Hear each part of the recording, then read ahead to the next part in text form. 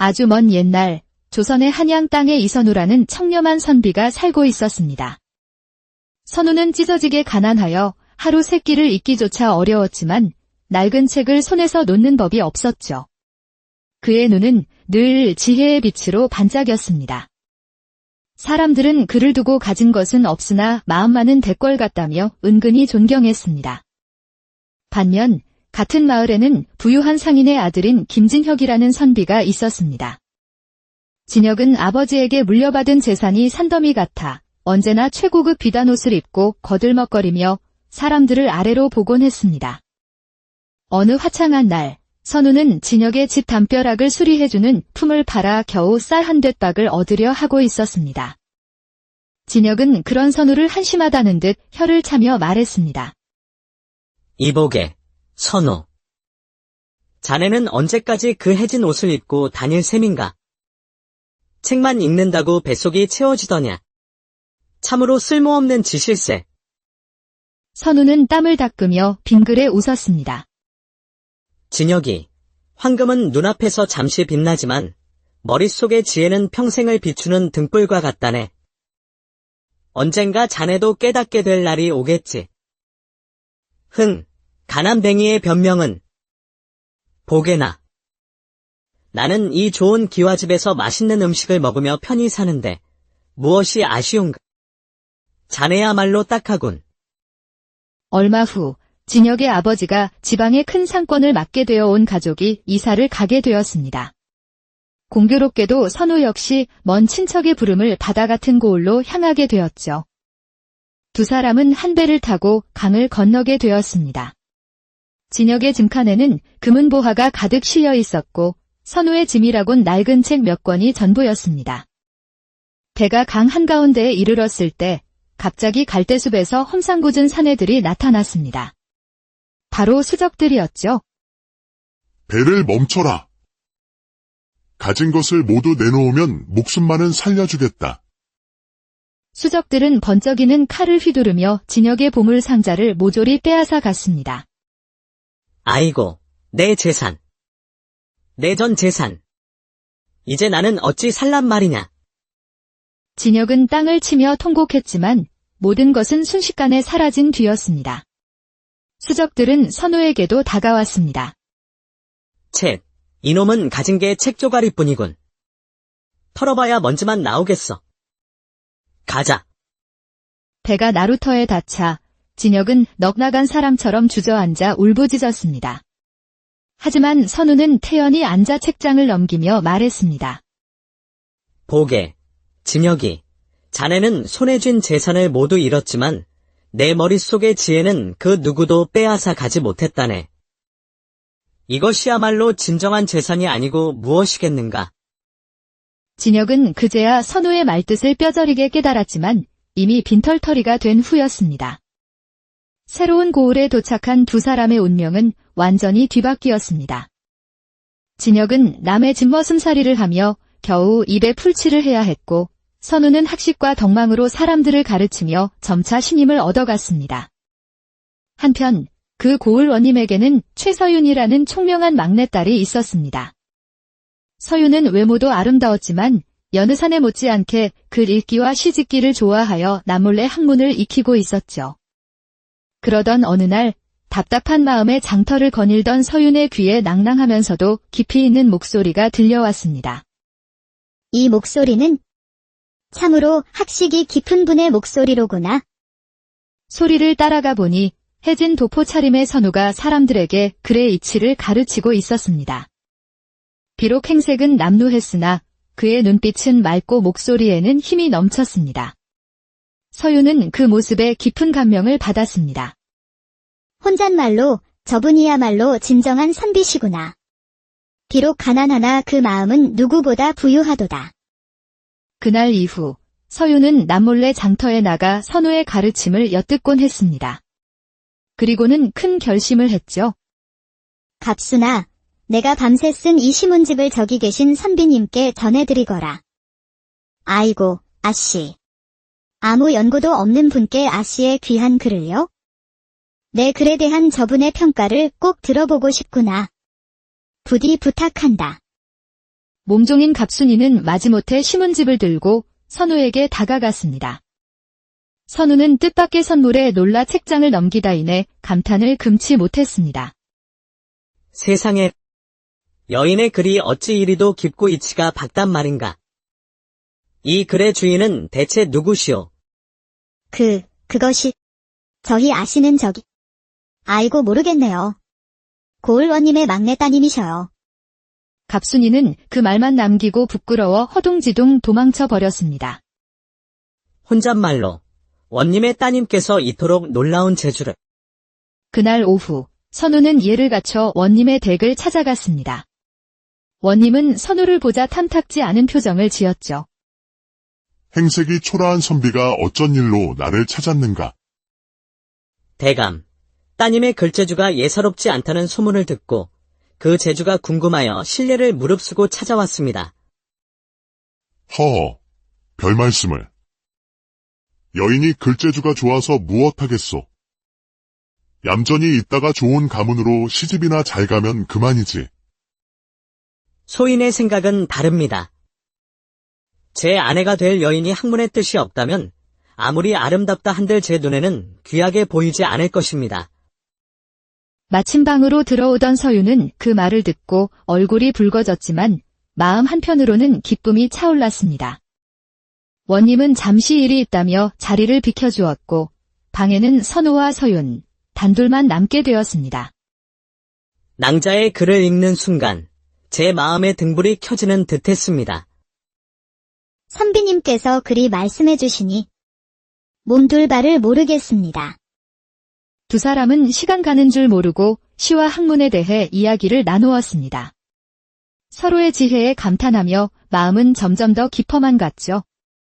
이 모습을 우연히 보게 된 진혁의 하인은 곧장 주인에게 달려가 이 사실을 고했습니다. 뭐라? 그 거지 같은 놈이 감히 원님의 따님과 담소를 나누었다고. 제 분수도 모르는 놈. 진혁은 분노와 질투에 휩싸였습니다. 자신이 잃어버린 모든 것을 선우가 차지하는 것만 같아 견딜 수가 없었죠. 혼잣말로 고을에서 서윤아 씨를 얻을 사내는 나뿐이다. 이선우, 내 반드시 내 놈을 파멸시키고 말겠다. 진혁은 비열한 계략을 꾸며 관아에 거짓 고변을 했습니다. 사또. 이선우라는 자가 백성들을 모아 글을 가르치며 민심을 현혹하고 있습니다. 이는 필시 역모의 징조입니다. 깜짝 놀란 원님은 당장 선우를 잡아들여 추궁했습니다. 내 어찌하여 백성들을 모아 불순한 짓을 꾸미느냐? 소인이 글을 가르치는 것은 백성들이 억울한 일을 당하지 않고 올바른 길을 알게 하기 위함입니다. 이것이 역모라면 조선의 도리가 무너지는 것이 아니겠습니까? 원님이 판단을 망설이고 있을 때 서윤이 당당하게 나섰습니다. 아버님, 저분이야말로 나라의 기둥이 될 선비입니다. 역모의 뜻이 있었다면 어찌 저와 도리를 논했겠습니까? 저는 저분과 뜻을 함께하고자 합니다. 딸의 확신에 찬 모습의 원님은 진실을 깨닫고 선우를 풀어주었습니다. 하지만 진혁은 멈추지 않았습니다. 이번에는 돈을 풀어 고을에 추악한 헛소문을 퍼뜨렸죠. 들었나? 그 가난한 선비가 원님 댁 재산을 노리고 일부러 아씨에게 접근했다더군. 어머나, 세상에. 밤마다 담을 넘는다는 소문도 있던데 그게 정말이었나 봐. 소문은 걷잡을 수 없이 퍼져나갔고 마침내 원님은 크게 노하여 두 사람을 함께 불러들였습니다. 떠도는 소문이 모두 사실이더냐? 내 집안의 명예를 이리도 더럽힐 셈이냐? 소문은 사실이 아닙니다. 허나 저로 인해 낭자의 명예가 더럽혀졌으니 부디 저희 두 사람의 혼인을 허락하여 주십시오. 생각지도 못한 선우의 말에 서윤의 심장이 쿵 내려앉았습니다. 혼례를 치르더라도 이 더러운 누명을 벗고 나서야 할 것이다. 아버님, 그 누명은 제가 벗겨내겠습니다. 그 자에게 똑같이 갚아줄 것입니다. 서윤의 눈빛은 그 어느 때보다 매섭고 예리하게 빛났습니다. 며칠 후 고을에는 정반대의 소문이 퍼지기 시작했습니다. 이보게, 그거 들었나? 김진혁 도령이 강도를 만났다는 게 다 거짓말이라더군. 사실은 기방 출입과 투전으로 재산을 다 날렸다지 뭔가. 뭐, 저작거리 기생들한테 돈을 물쓰듯 했다는 게 사실이었어. 소문이 근원지는 바로 서윤이었습니다. 그녀는 진혁의 뒤를 밟아 모든 악행의 증거를 찾아냈던 것입니다. 진혁은 분노하여 길을 걷던 서윤을 외딴 오두막으로 끌고 갔습니다. 내년이 감히 나를 모함해. 당장 소문을 거두지 않으면 무사하지 못할 것이다. 바로 그때 갑순이의 전가를 받고 달려온 선우와 관아의 포졸들이 들이닥쳤습니다. 서윤 낭자. 괜찮으시오. 결국 모든 것이 관아로 옮겨져 진실을 가리게 되었습니다. 어찌 이리 우연히 똑같은 소문이 돌 수 있을까요? 이선우 선비에 대한 소문과 김진혁 도령에 대한 소문은 마치 거울에 비친 것처럼 똑같지 않습니까? 서윤은 말을 이었습니다. 거울은 빛을 비추면 본디 주인의 모습을 드러내는 법이지요. 서윤은 증인으로 기방의 주모를 불렀습니다.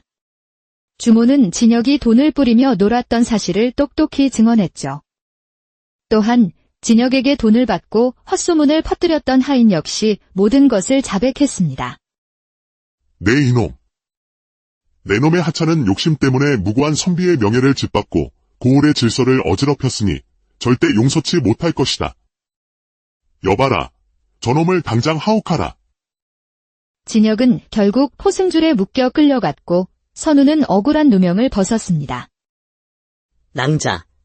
오늘 낭자께서는 제 무고를 벗겨주신 것만이 아닙니다. 참된 마음은 결국 스스로 빛을 발한다는 것을 온 고을에 보여주신 겁니다. 소인은 오늘 또다시 낭자께 반했습니다. 도련님은 어찌 그리 쉽게 마음을 주십니까? 참으로 허술한 분이십니다. 서윤의 입가에는 아름다운 미소가 번지고 있었습니다. 그 후 두 사람은 원님의 축복 속에 혼인하여 부부의 연을 맺었습니다. 선우는 서윤의 지혜로운 내조에 힘입어 더욱 학문에 정진하였고 훗날 나라의 큰 인재가 되었습니다. 사람들은 그들을 보며 말했습니다. 재물은 하루아침에 사라져도 지혜와 진실은 영원히 빛나는 법이라고 말입니다. 두 사람은 서로의 학문과 마음을 의지하며 평생을 행복하게 살았다고 합니다. 아주 먼 옛날 조선의 한양 땅에 이선우라는 청렴한 선비가 살고 있었습니다. 선우는 찢어지게 가난하여 하루 세 끼를 잊기조차 어려웠지만 낡은 책을 손에서 놓는 법이 없었죠. 그의 눈은 늘 지혜의 빛으로 반짝였습니다. 사람들은 그를 두고 가진 것은 없으나 마음만은 대궐 같다며 은근히 존경했습니다. 반면 같은 마을에는 부유한 상인의 아들인 김진혁이라는 선비가 있었습니다. 진혁은 아버지에게 물려받은 재산이 산더미 같아 언제나 최고급 비단 옷을 입고 거들먹거리며 사람들을 아래로 보곤 했습니다. 어느 화창한 날, 선우는 진혁의 집 담벼락을 수리해주는 품을 팔아 겨우 쌀 한 뎃박을 얻으려 하고 있었습니다. 진혁은 그런 선우를 한심하다는 듯 혀를 차며 말했습니다. 이보게, 선우. 자네는 언제까지 그 해진 옷을 입고 다닐 셈인가? 책만 읽는다고 뱃속이 채워지더냐? 참으로 쓸모없는 짓일세. 선우는 땀을 닦으며 빙그레 웃었습니다. 진혁이, 황금은 눈앞에서 잠시 빛나지만 머릿속의 지혜는 평생을 비추는 등불과 같다네. 언젠가 자네도 깨닫게 될 날이 오겠지. 가난뱅이의 변명은 보게나. 나는 이 좋은 기와집에서 맛있는 음식을 먹으며 편히 사는데 무엇이 아쉬운가? 자네야말로 딱하군. 얼마 후 진혁의 아버지가 지방의 큰 상권을 맡게 되어 온 가족이 이사를 가게 되었습니다. 공교롭게도 선우 역시 먼 친척의 부름을 바다 같은 고을로 향하게 되었죠. 두 사람은 한 배를 타고 강을 건너게 되었습니다. 진혁의 짐칸에는 금은보화가 가득 실려 있었고 선우의 짐이라곤 낡은 책 몇 권이 전부였습니다. 배가 강 한가운데에 이르렀을 때 갑자기 갈대숲에서 험상궂은 사내들이 나타났습니다. 바로 수적들이었죠. 배를 멈춰라. 가진 것을 모두 내놓으면 목숨만은 살려주겠다. 수적들은 번쩍이는 칼을 휘두르며 진혁의 보물 상자를 모조리 빼앗아 갔습니다. 아이고, 내 재산. 내 전 재산. 이제 나는 어찌 살란 말이냐. 진혁은 땅을 치며 통곡했지만 모든 것은 순식간에 사라진 뒤였습니다. 수적들은 선우에게도 다가왔습니다. 쳇, 이놈은 가진 게 책 조가리뿐이군. 털어봐야 먼지만 나오겠어. 가자. 배가 나루터에 닿자 진혁은 넋나간 사람처럼 주저앉아 울부짖었습니다. 하지만 선우는 태연히 앉아 책장을 넘기며 말했습니다. 보게, 진혁이, 자네는 손에 쥔 재산을 모두 잃었지만 내 머릿속의 지혜는 그 누구도 빼앗아 가지 못했다네. 이것이야말로 진정한 재산이 아니고 무엇이겠는가. 진혁은 그제야 선우의 말뜻을 뼈저리게 깨달았지만 이미 빈털터리가 된 후였습니다. 새로운 고을에 도착한 두 사람의 운명은 완전히 뒤바뀌었습니다. 진혁은 남의 집머슴살이를 하며 겨우 입에 풀칠을 해야 했고 선우는 학식과 덕망으로 사람들을 가르치며 점차 신임을 얻어갔습니다. 한편 그 고을 원님에게는 최서윤이라는 총명한 막내딸이 있었습니다.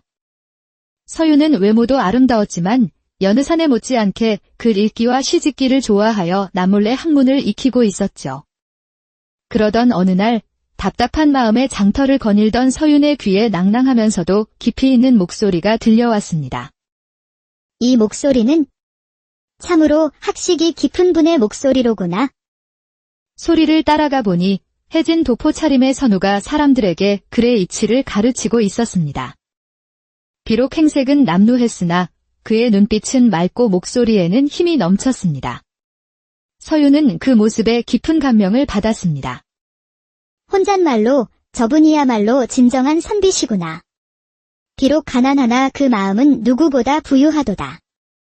그날 이후 서윤은 남몰래 장터에 나가 선우의 가르침을 엿듣곤 했습니다. 그리고는 큰 결심을 했죠. 갑순아, 내가 밤새 쓴 이 시문집을 저기 계신 선비님께 전해드리거라. 아이고, 아씨. 아무 연고도 없는 분께 아씨의 귀한 글을요? 내 글에 대한 저분의 평가를 꼭 들어보고 싶구나. 부디 부탁한다. 몸종인 갑순이는 마지못해 시문집을 들고 선우에게 다가갔습니다. 선우는 뜻밖의 선물에 놀라 책장을 넘기다 인해 감탄을 금치 못했습니다. 세상에, 여인의 글이 어찌 이리도 깊고 이치가 밝단 말인가. 이 글의 주인은 대체 누구시오? 그것이, 저희 아시는 저기. 아이고 모르겠네요. 고을원님의 막내 따님이셔요. 갑순이는 그 말만 남기고 부끄러워 허둥지둥 도망쳐 버렸습니다. 혼잣말로 원님의 따님께서 이토록 놀라운 재주를. 그날 오후 선우는 예를 갖춰 원님의 댁을 찾아갔습니다. 원님은 선우를 보자 탐탁지 않은 표정을 지었죠. 행색이 초라한 선비가 어쩐 일로 나를 찾았는가.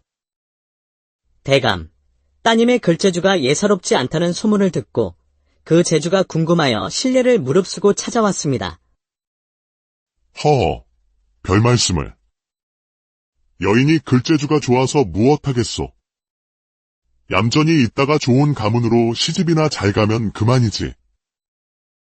소인의 생각은 다릅니다.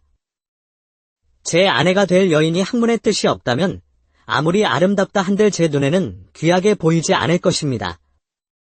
마침 방으로 들어오던 서윤은 그 말을 듣고 얼굴이 붉어졌지만 마음 한편으로는 기쁨이 차올랐습니다.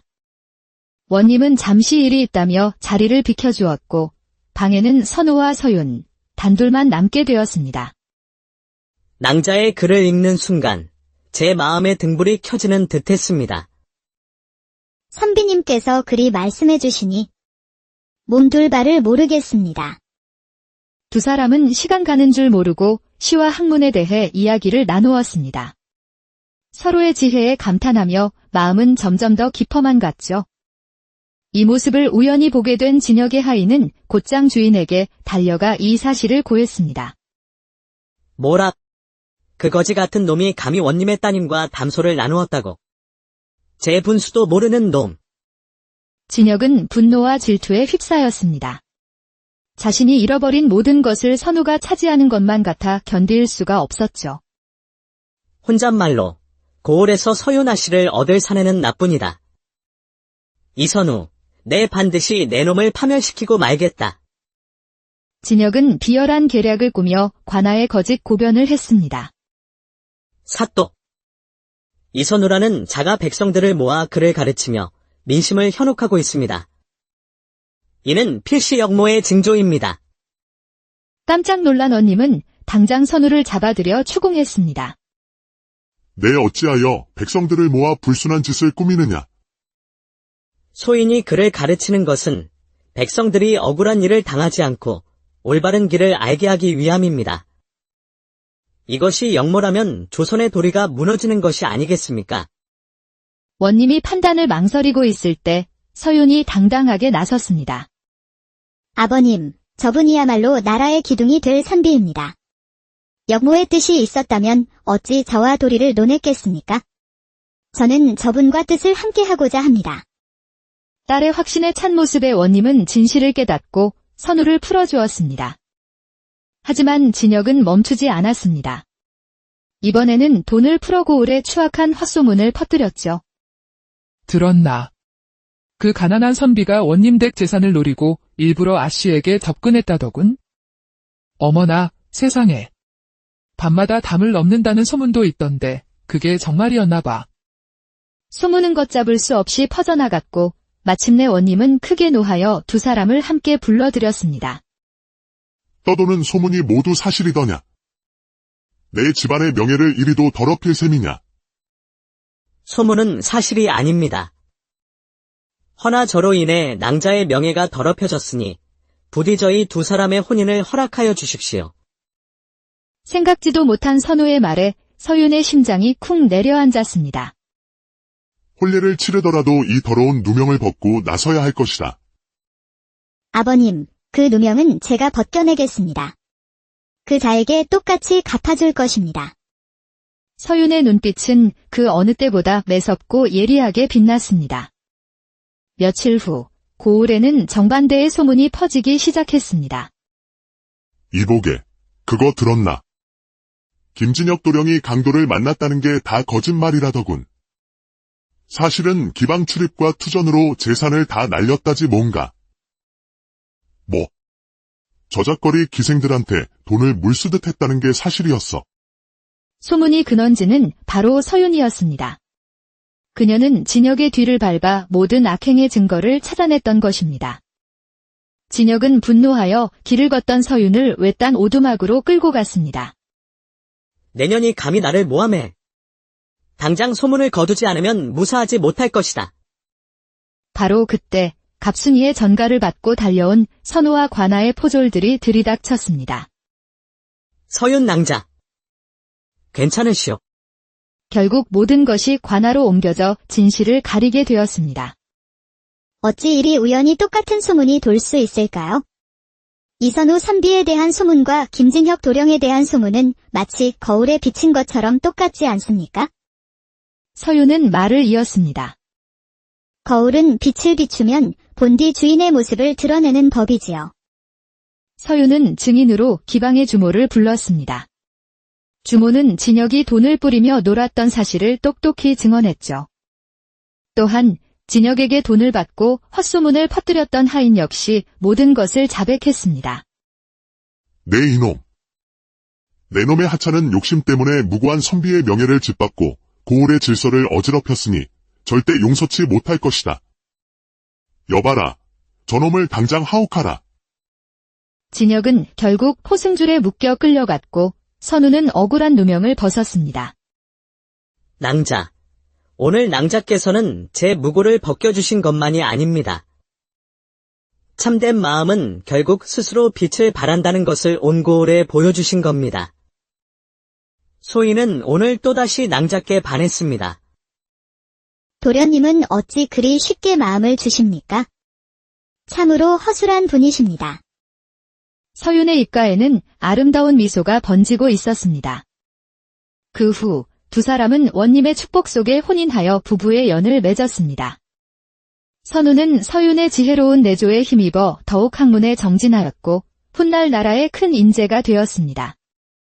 사람들은 그들을 보며 말했습니다. 재물은 하루아침에 사라져도 지혜와 진실은 영원히 빛나는 법이라고 말입니다. 두 사람은 서로의 학문과 마음을 의지하며 평생을 행복하게 살았다고 합니다. 아주 먼 옛날 조선의 한양 땅에 이선우라는 청렴한 선비가 살고 있었습니다. 선우는 찢어지게 가난하여 하루 세 끼를 잊기조차 어려웠지만 낡은 책을 손에서 놓는 법이 없었죠. 그의 눈은 늘 지혜의 빛으로 반짝였습니다. 사람들은 그를 두고 가진 것은 없으나 마음만은 대궐 같다며 은근히 존경했습니다. 반면 같은 마을에는 부유한 상인의 아들인 김진혁이라는 선비가 있었습니다. 진혁은 아버지에게 물려받은 재산이 산더미 같아 언제나 최고급 비단옷을 입고 거들먹거리며 사람들을 아래로 보곤 했습니다. 어느 화창한 날, 선우는 진혁의 집 담벼락을 수리해주는 품을 팔아 겨우 쌀 한 뎃박을 얻으려 하고 있었습니다. 진혁은 그런 선우를 한심하다는 듯 혀를 차며 말했습니다. 이보게, 선우. 자네는 언제까지 그 해진 옷을 입고 다닐 셈인가? 책만 읽는다고 뱃속이 채워지더냐? 참으로 쓸모없는 짓일세. 선우는 땀을 닦으며 빙그레 웃었습니다. 진혁이, 황금은 눈앞에서 잠시 빛나지만 머릿속의 지혜는 평생을 비추는 등불과 같다네. 언젠가 자네도 깨닫게 될 날이 오겠지. 가난뱅이의 변명은 보게나. 나는 이 좋은 기와집에서 맛있는 음식을 먹으며 편히 사는데 무엇이 아쉬운가? 자네야말로 딱하군. 얼마 후 진혁의 아버지가 지방의 큰 상권을 맡게 되어 온 가족이 이사를 가게 되었습니다. 공교롭게도 선우 역시 먼 친척의 부름을 바다 같은 고을로 향하게 되었죠. 두 사람은 한 배를 타고 강을 건너게 되었습니다. 진혁의 짐칸에는 금은보화가 가득 실려 있었고 선우의 짐이라곤 낡은 책 몇 권이 전부였습니다. 배가 강 한가운데에 이르렀을 때 갑자기 갈대숲에서 험상궂은 사내들이 나타났습니다. 바로 수적들이었죠. 배를 멈춰라. 가진 것을 모두 내놓으면 목숨만은 살려주겠다. 수적들은 번쩍이는 칼을 휘두르며 진혁의 보물 상자를 모조리 빼앗아 갔습니다. 아이고, 내 재산. 내 전 재산. 이제 나는 어찌 살란 말이냐. 진혁은 땅을 치며 통곡했지만 모든 것은 순식간에 사라진 뒤였습니다. 수적들은 선우에게도 다가왔습니다. 책, 이놈은 가진 게 책 조가리뿐이군. 털어봐야 먼지만 나오겠어. 가자. 배가 나루터에 닿자 진혁은 넋나간 사람처럼 주저앉아 울부짖었습니다. 하지만 선우는 태연히 앉아 책장을 넘기며 말했습니다. 보게, 진혁이, 자네는 손에 쥔 재산을 모두 잃었지만 내 머릿속의 지혜는 그 누구도 빼앗아 가지 못했다네.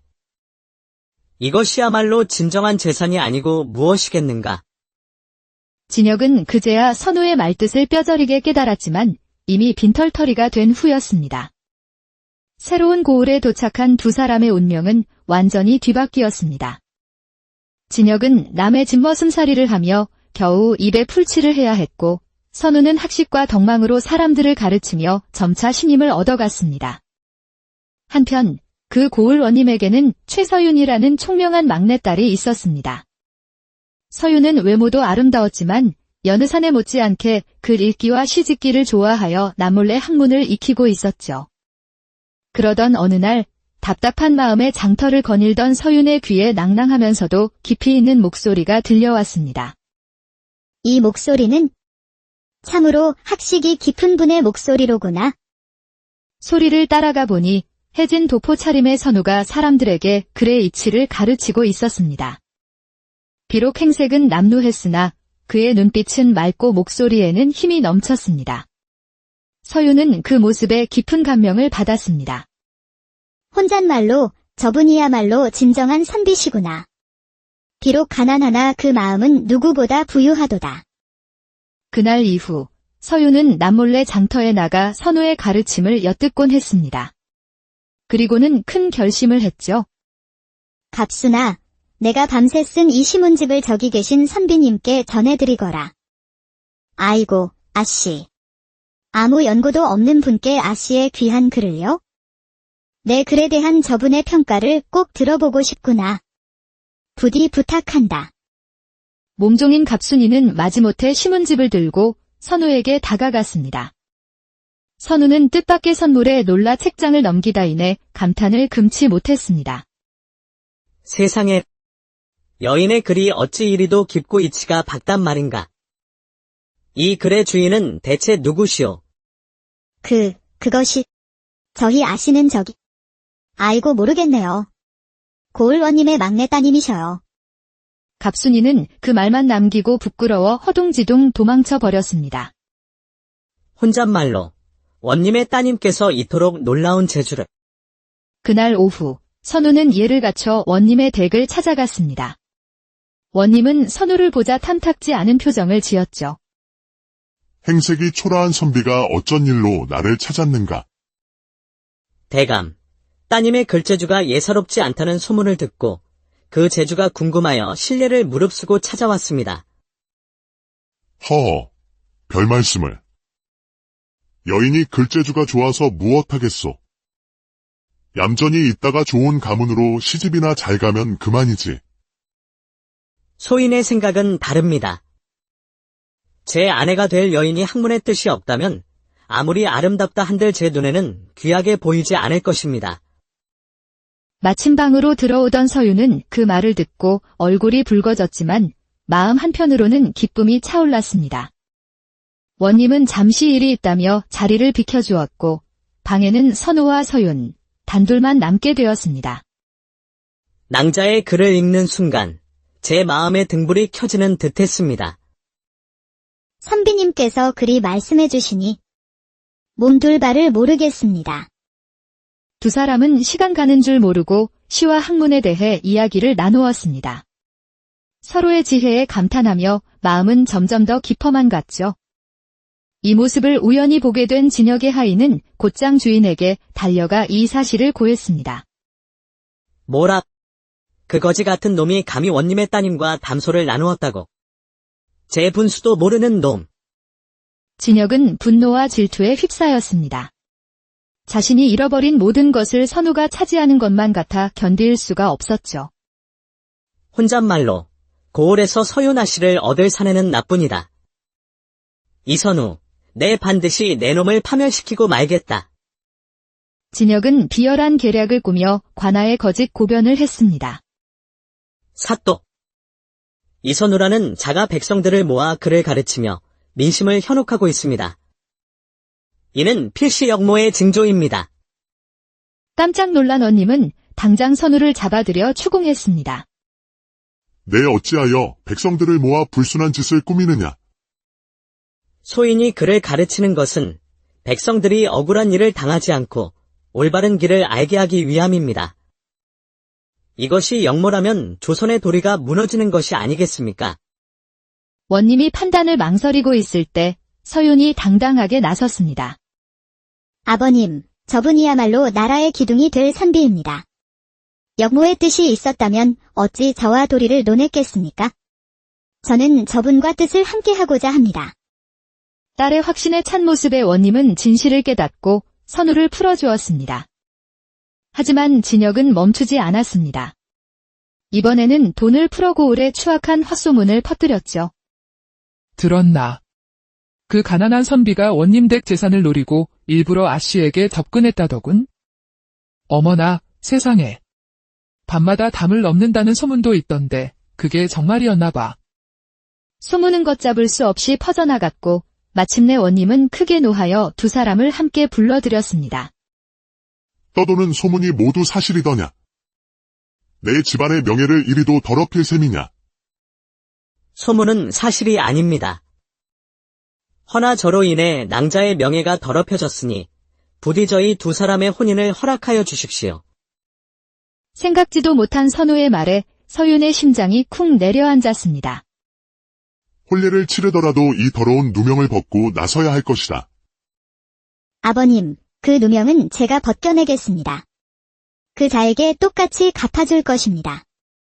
서윤의 눈빛은 그 어느 때보다 매섭고 예리하게 빛났습니다. 며칠 후, 고을에는 정반대의 소문이 퍼지기 시작했습니다. 이보게, 그거 들었나? 김진혁 도령이 강도를 만났다는 게 다 거짓말이라더군. 사실은 기방 출입과 투전으로 재산을 다 날렸다지 뭔가. 뭐? 저작거리 기생들한테 돈을 물쓰듯 했다는 게 사실이었어. 소문이 근원지는 바로 서윤이었습니다. 그녀는 진혁의 뒤를 밟아 모든 악행의 증거를 찾아냈던 것입니다. 진혁은 분노하여 길을 걷던 서윤을 외딴 오두막으로 끌고 갔습니다. 내년이 감히 나를 모함해.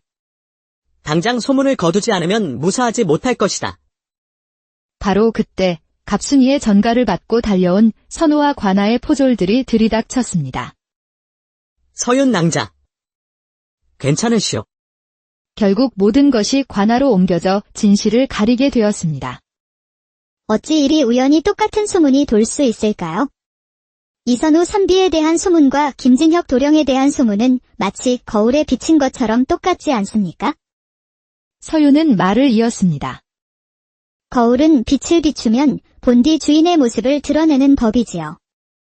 서윤은 증인으로 기방의 주모를 불렀습니다. 주모는 진혁이 돈을 뿌리며 놀았던 사실을 똑똑히 증언했죠. 또한 진혁에게 돈을 받고 헛소문을 퍼뜨렸던 하인 역시 모든 것을 자백했습니다. 네 이놈.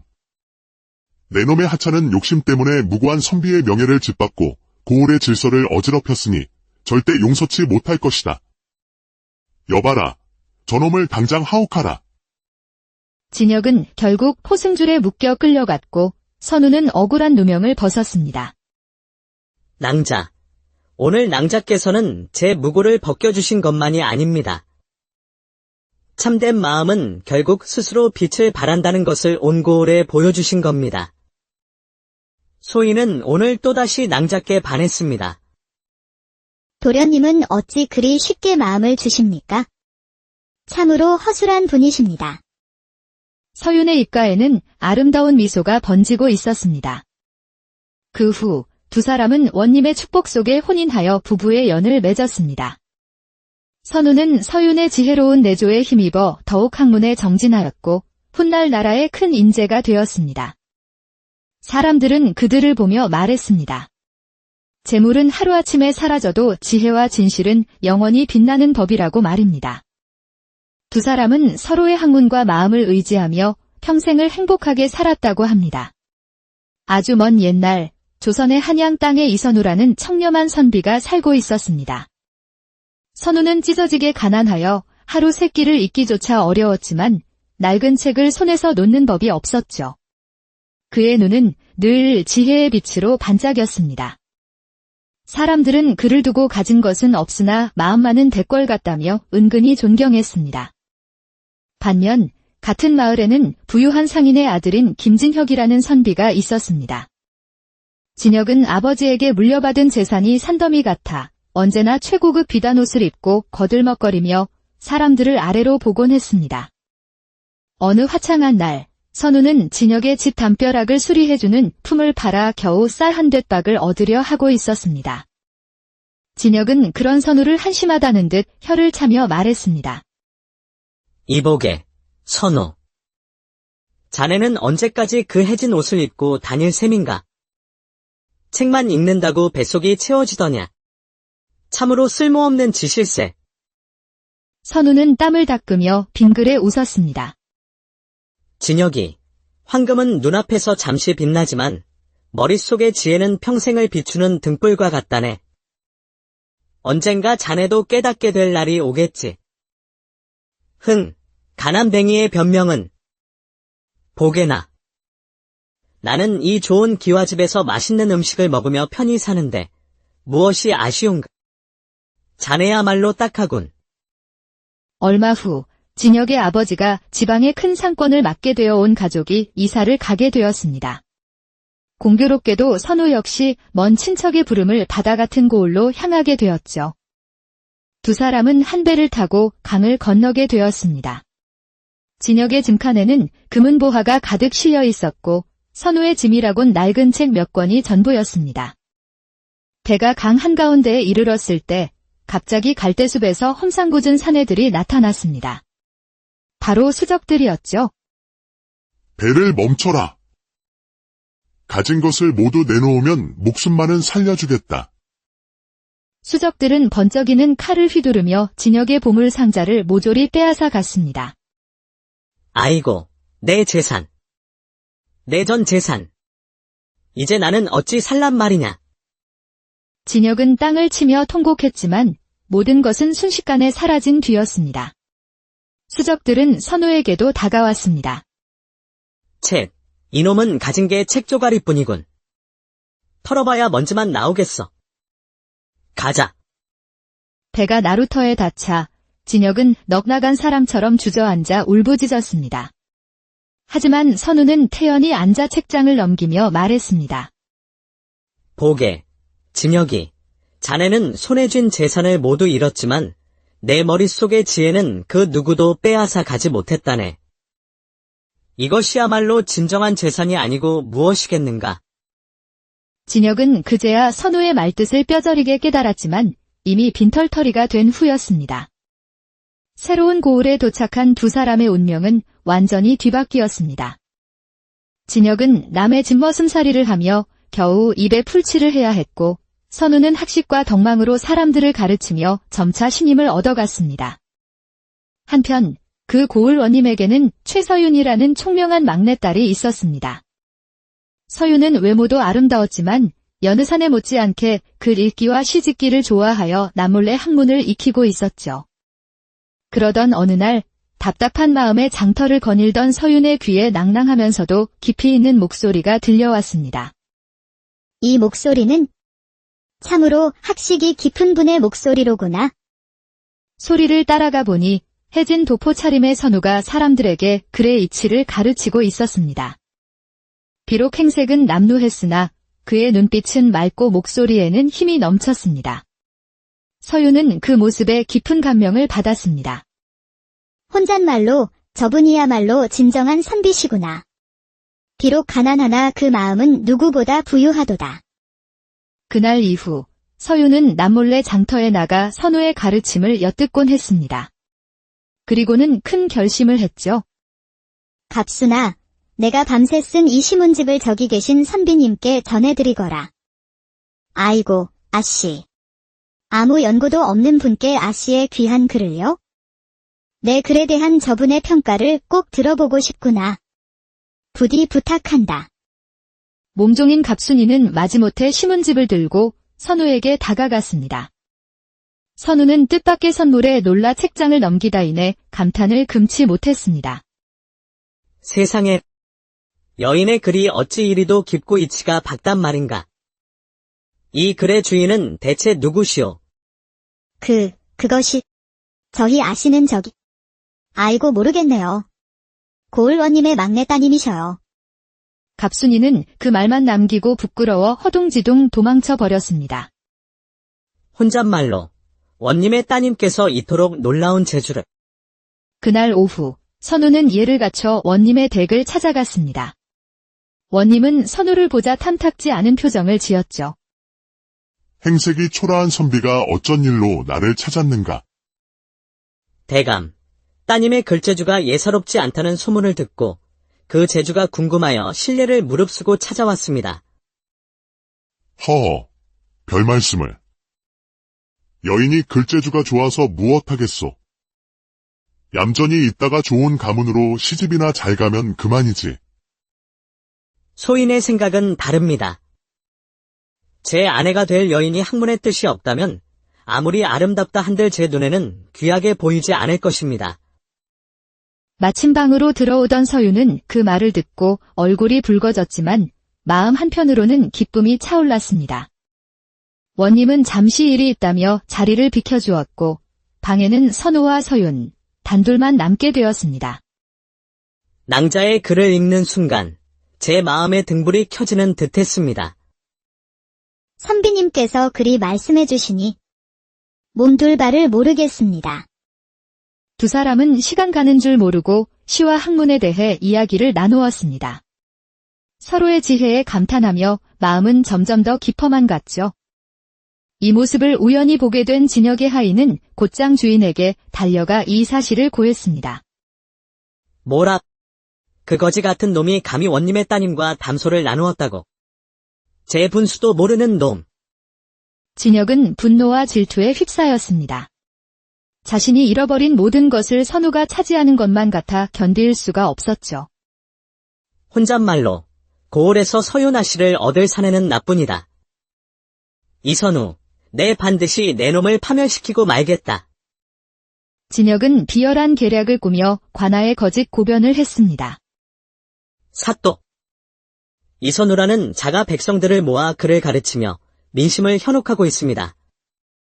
이는 필시 역모의 징조입니다.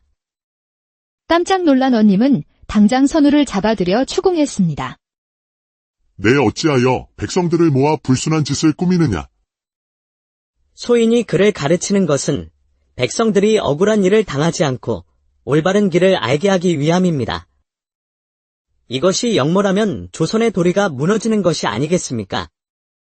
원님이 판단을 망설이고 있을 때 서윤이 당당하게 나섰습니다. 아버님, 저분이야말로 나라의 기둥이 될 선비입니다. 역모의 뜻이 있었다면 어찌 저와 도리를 논했겠습니까? 저는 저분과 뜻을 함께하고자 합니다. 딸의 확신에 찬 모습의 원님은 진실을 깨닫고 선우를 풀어주었습니다. 하지만 진혁은 멈추지 않았습니다. 이번에는 돈을 풀어 고을에 추악한 헛소문을 퍼뜨렸죠. 들었나? 그 가난한 선비가 원님 댁 재산을 노리고 일부러 아씨에게 접근했다더군. 어머나, 세상에. 밤마다 담을 넘는다는 소문도 있던데 그게 정말이었나 봐. 소문은 걷잡을 수 없이 퍼져나갔고 마침내 원님은 크게 노하여 두 사람을 함께 불러들였습니다. 떠도는 소문이 모두 사실이더냐? 내 집안의 명예를 이리도 더럽힐 셈이냐? 소문은 사실이 아닙니다. 허나 저로 인해 낭자의 명예가 더럽혀졌으니 부디 저희 두 사람의 혼인을 허락하여 주십시오. 생각지도 못한 선우의 말에 서윤의 심장이 쿵 내려앉았습니다. 혼례를 치르더라도 이 더러운 누명을 벗고 나서야 할 것이다. 아버님, 그 누명은 제가 벗겨내겠습니다. 그 자에게 똑같이 갚아줄 것입니다. 서윤의 눈빛은 그 어느 때보다 매섭고 예리하게 빛났습니다. 며칠 후 고을에는 정반대의 소문이 퍼지기 시작했습니다. 이보게, 그거 들었나? 김진혁 도령이 강도를 만났다는 게 다 거짓말이라더군. 사실은 기방 출입과 투전으로 재산을 다 날렸다지 뭔가. 뭐? 저작거리 기생들한테 돈을 물쓰듯 했다는 게 사실이었어. 소문이 근원지는 바로 서윤이었습니다. 그녀는 진혁의 뒤를 밟아 모든 악행의 증거를 찾아냈던 것입니다. 진혁은 분노하여 길을 걷던 서윤을 외딴 오두막으로 끌고 갔습니다. 내년이 감히 나를 모함해. 당장 소문을 거두지 않으면 무사하지 못할 것이다. 바로 그때 갑순이의 전가를 받고 달려온 선우와 관아의 포졸들이 들이닥쳤습니다. 서윤 낭자. 괜찮으시오. 결국 모든 것이 관아로 옮겨져 진실을 가리게 되었습니다. 어찌 이리 우연히 똑같은 소문이 돌 수 있을까요? 이선우 선비에 대한 소문과 김진혁 도령에 대한 소문은 마치 거울에 비친 것처럼 똑같지 않습니까? 서윤은 말을 이었습니다. 거울은 빛을 비추면 본디 주인의 모습을 드러내는 법이지요. 서윤은 증인으로 기방의 주모를 불렀습니다. 주모는 진혁이 돈을 뿌리며 놀았던 사실을 똑똑히 증언했죠. 또한 진혁에게 돈을 받고 헛소문을 퍼뜨렸던 하인 역시 모든 것을 자백했습니다. 내 이놈. 내 놈의 하찮은 욕심 때문에 무고한 선비의 명예를 짓밟고 고을의 질서를 어지럽혔으니 절대 용서치 못할 것이다. 여봐라, 저놈을 당장 하옥하라. 진혁은 결국 포승줄에 묶여 끌려갔고 선우는 억울한 누명을 벗었습니다. 낭자. 오늘 낭자께서는 제 무고를 벗겨주신 것만이 아닙니다. 참된 마음은 결국 스스로 빛을 발한다는 것을 온고을에 보여주신 겁니다. 소인은 오늘 또다시 낭자께 반했습니다. 도련님은 어찌 그리 쉽게 마음을 주십니까? 참으로 허술한 분이십니다. 서윤의 입가에는 아름다운 미소가 번지고 있었습니다. 그 후 두 사람은 원님의 축복 속에 혼인하여 부부의 연을 맺었습니다. 선우는 서윤의 지혜로운 내조에 힘입어 더욱 학문에 정진하였고 훗날 나라의 큰 인재가 되었습니다. 사람들은 그들을 보며 말했습니다. 재물은 하루아침에 사라져도 지혜와 진실은 영원히 빛나는 법이라고 말입니다.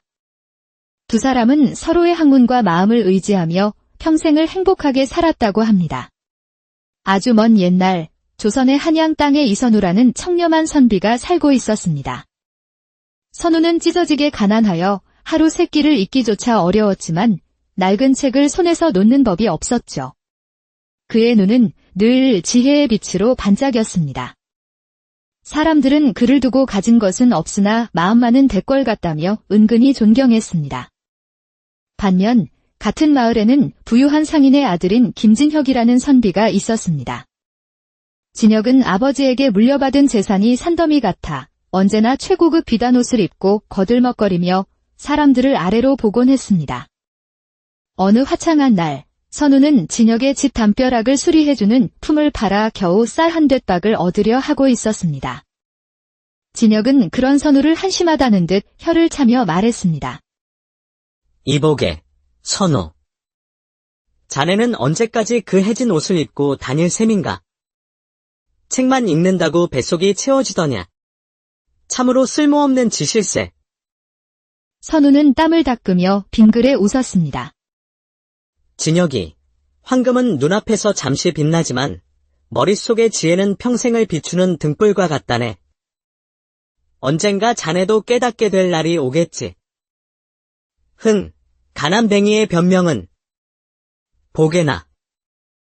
나는 이 좋은 기와집에서 맛있는 음식을 먹으며 편히 사는데 무엇이 아쉬운가? 자네야말로 딱하군. 얼마 후 진혁의 아버지가 지방의 큰 상권을 맡게 되어 온 가족이 이사를 가게 되었습니다. 공교롭게도 선우 역시 먼 친척의 부름을 바다 같은 고을로 향하게 되었죠. 두 사람은 한 배를 타고 강을 건너게 되었습니다. 진혁의 짐칸에는 금은보화가 가득 실려 있었고 선우의 짐이라곤 낡은 책 몇 권이 전부였습니다. 배가 강 한가운데에 이르렀을 때 갑자기 갈대숲에서 험상궂은 사내들이 나타났습니다. 바로 수적들이었죠. 배를 멈춰라. 가진 것을 모두 내놓으면 목숨만은 살려주겠다. 수적들은 번쩍이는 칼을 휘두르며 진혁의 보물 상자를 모조리 빼앗아 갔습니다. 아이고, 내 재산. 내 전 재산. 이제 나는 어찌 살란 말이냐. 진혁은 땅을 치며 통곡했지만 모든 것은 순식간에 사라진 뒤였습니다. 수적들은 선우에게도 다가왔습니다. 책, 이놈은 가진 게 책 조가리뿐이군. 털어봐야 먼지만 나오겠어. 가자. 배가 나루터에 닿자 진혁은 넋나간 사람처럼 주저앉아 울부짖었습니다. 하지만 선우는 태연히 앉아 책장을 넘기며 말했습니다. 보게, 진혁이, 자네는 손에 쥔 재산을 모두 잃었지만 내 머릿속의 지혜는 그 누구도 빼앗아 가지 못했다네. 이것이야말로 진정한 재산이 아니고 무엇이겠는가. 진혁은 그제야 선우의 말뜻을 뼈저리게 깨달았지만 이미 빈털터리가 된 후였습니다. 새로운 고을에 도착한 두 사람의 운명은 완전히 뒤바뀌었습니다. 진혁은 남의 집머슴살이를 하며 겨우 입에 풀칠을 해야 했고 선우는 학식과 덕망으로 사람들을 가르치며 점차 신임을 얻어갔습니다. 한편 그 고을 원님에게는 최서윤이라는 총명한 막내딸이 있었습니다. 서윤은 외모도 아름다웠지만 여느 사내 못지않게 글 읽기와 시짓기를 좋아하여 남몰래 학문을 익히고 있었죠. 그러던 어느 날 답답한 마음에 장터를 거닐던 서윤의 귀에 낭낭하면서도 깊이 있는 목소리가 들려왔습니다.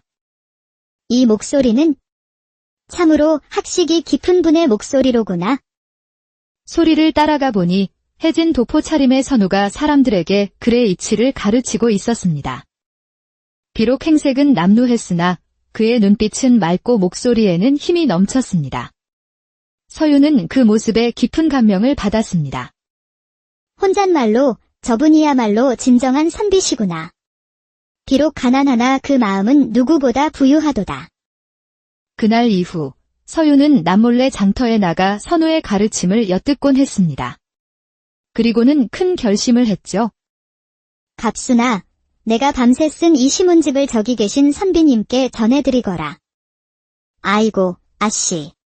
아무 연고도 없는 분께 아씨의 귀한 글을요? 내 글에 대한 저분의 평가를 꼭 들어보고 싶구나.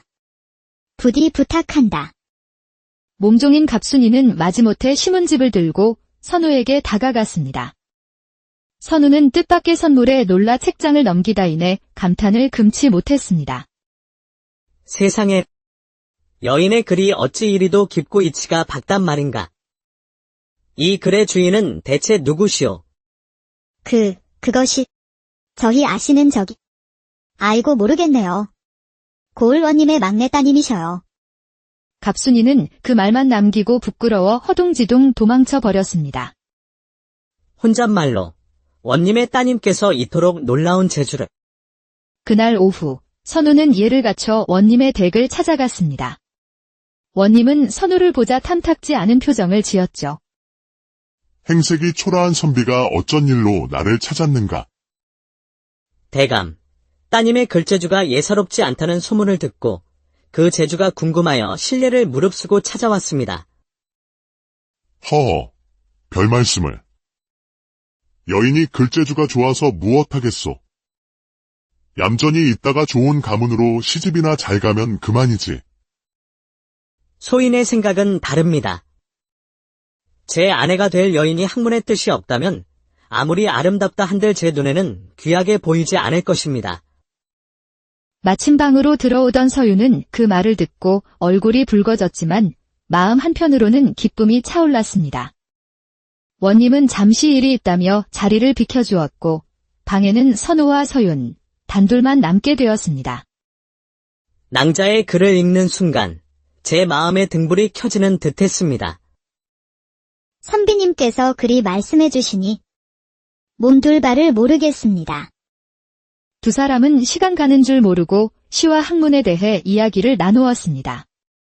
서로의 지혜에 감탄하며 마음은 점점 더 깊어만 갔죠. 이 모습을 우연히 보게 된 진혁의 하인은 곧장 주인에게 달려가 이 사실을 고했습니다. 뭐라? 그 거지 같은 놈이 감히 원님의 따님과 담소를 나누었다고. 제 분수도 모르는 놈. 진혁은 분노와 질투에 휩싸였습니다. 자신이 잃어버린 모든 것을 선우가 차지하는 것만 같아 견딜 수가 없었죠. 혼잣말로 고을에서 서윤아 씨를 얻을 사내는 나뿐이다. 이선우, 내 반드시 내 놈을 파멸시키고 말겠다. 진혁은 비열한 계략을 꾸며 관아에 거짓 고변을 했습니다. 사또. 이선우라는 자가 백성들을 모아 글을 가르치며 민심을 현혹하고 있습니다. 이는 필시 역모의 징조입니다. 깜짝 놀란 원님은 당장 선우를 잡아들여 추궁했습니다. 내 어찌하여 백성들을 모아 불순한 짓을 꾸미느냐? 소인이 글을 가르치는 것은 백성들이 억울한 일을 당하지 않고 올바른 길을 알게 하기 위함입니다. 이것이 역모라면 조선의 도리가 무너지는 것이 아니겠습니까? 원님이 판단을 망설이고 있을 때 서윤이 당당하게 나섰습니다. 아버님, 저분이야말로 나라의 기둥이 될 선비입니다. 역모의 뜻이 있었다면 어찌 저와 도리를 논했겠습니까? 저는 저분과 뜻을 함께하고자 합니다. 딸의 확신에 찬 모습의 원님은 진실을 깨닫고 선우를 풀어주었습니다. 하지만 진혁은 멈추지 않았습니다. 이번에는 돈을 풀어 고을에 추악한 헛소문을 퍼뜨렸죠. 들었나? 그 가난한 선비가 원님 댁 재산을 노리고 일부러 아씨에게 접근했다더군. 어머나, 세상에. 밤마다 담을 넘는다는 소문도 있던데 그게 정말이었나 봐. 소문은 걷잡을 수 없이 퍼져나갔고 마침내 원님은 크게 노하여 두 사람을 함께 불러들였습니다. 떠도는 소문이 모두 사실이더냐? 내 집안의 명예를 이리도 더럽힐 셈이냐? 소문은 사실이 아닙니다. 허나 저로 인해